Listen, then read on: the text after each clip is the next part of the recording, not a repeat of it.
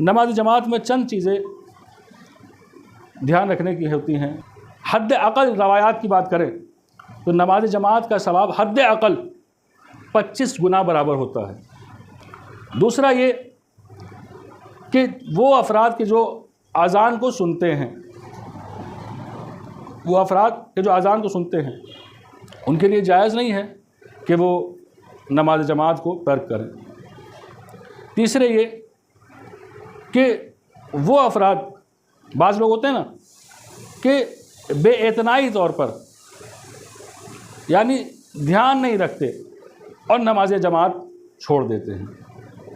ऐसा करना भी जायज़ नहीं शुमार करते उलमा। चौथी बात ये कि जब कोई शख्स नमाज जमात को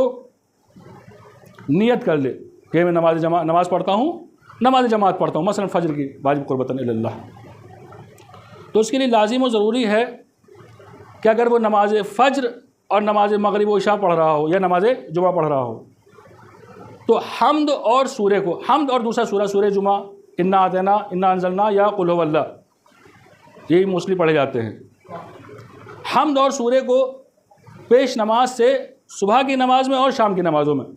सिर्फ सुनता रहेगा, बोलेगा कुछ नहीं, सिर्फ सुनता रहेगा, बोलेगा कुछ नहीं। और अगर नमाज दोपहर की है, इख्फाती नमाज है कि जिसके में पेश नमाज की आवाज़ ज़्यादा नहीं आया करती, बहुत आहिस्तगी से ये नमाज पढ़ी जाती है, इसमें बंदे मोमिन का फरीज़ा है कि वो नमाज जमात में जब ज़ोहर और असर पढ़ रहा हो तो ज़िक्र इलाही करता रहे, मसलन सुबहानल्लाह सुबहानल्लाह सुबहानल्लाह, अल्हम्दुलिल्लाह अल्हम्दुलिल्लाह अल्हम्दुलिल्लाह, हम्द और सूरे के वक्त में करता रहे। इसके अलावा जितनी भी नमाज के दूसरे अरकान हैं, रुकू, समी अल्लाहु लिमन हमिदा या सुजूद या तशहुद, सलाम, तो जितनी चीज़ें हैं सिवाय हम्द और सूरे के, पेश नमाज आपका सिर्फ सूरे अलहम्द और दूसरे सूरे का ज़िम्मेदार होता है, वो भी पहली 2 रकात में। उसके अलावा बाकी पूरी नमाज जो है आपको ख़ुद पढ़नी है, बाकी पूरी नमाज आपको ख़ुद पढ़नी है। सफ़े अव्वल के बारे में बाकायदा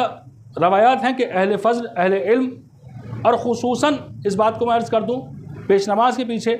वो अफराद बैठे कि जो वहाँ पर इस बात का भी ख्याल रख सकते हों कि बाई चांस पेश नमाज कहीं भूल जाए तो वहाँ पर वो ध्यान दे सके, इशारा कर सकें, बता सकें। या मसलन पेश नमाज अगर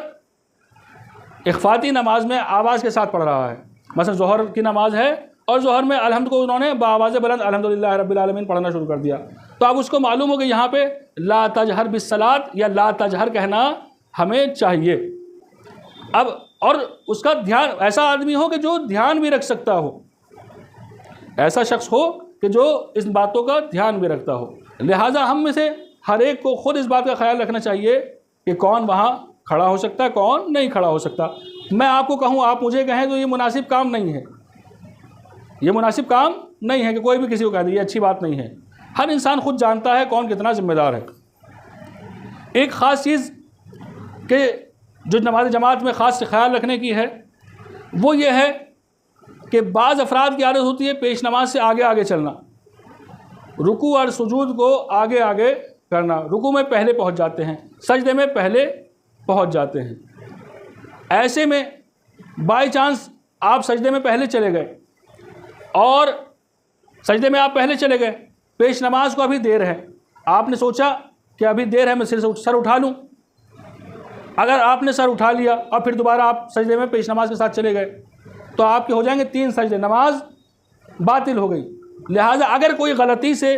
पेश नमाज से पहले सजदे में चला, गलती से पेश नमाज से पहले सजदे में चला जाए तो उसे चाहिए कि पेश नमाज का इंतज़ार करे, वो सजदे में आ जाए, जब वो सजदा तमाम कर ले उसके बाद सजदे से सर उठाए। जानबूझकर, एक मसला ये, जानबूझकर आगे आगे चलना रुकू सुजूद या दूसरे अज़कार में नमाज जमात में जायज़ नहीं है। इसके अलावा अगर किसी को नमाज जमात से मुताल्लिक़ या किसी भी बात से मुताल्लिक़ कोई मसला हो तो नमाज के बाद या जब भी हमेशा फ़ोन मेरा हाजिर है, आपकी खिदमत में मालूम कर सकता है।